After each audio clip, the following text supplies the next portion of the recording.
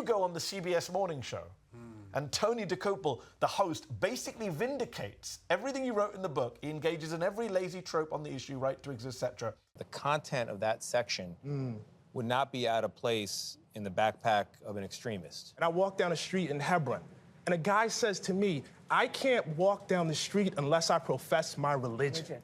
I'm with another pastor. No. I want to. This is very, very important. He can't ride on certain roads.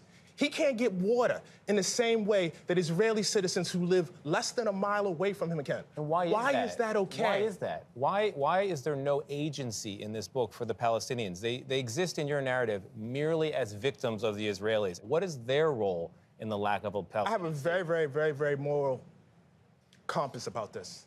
And again, perhaps it's because of my ancestry. Either apartheid is right or it's wrong. Again, it's very hard for me to analyze that because I was in it. What were you thinking in that moment? I was a little surprised, and then I realized what was going on. What was going on? I was in a fight. It took me a moment to realize I was in a fight. You know what I mean? But the good thing was the answers to the questions were like right there at hand because I'd actually been thinking about them, and I don't know if folks actually realize all the time. Like, the awards can kind of fool people, actually, and they think you're just the awards.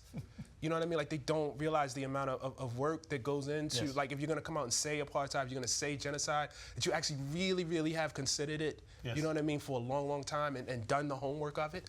And so it was right there. You know, it was a pop quiz.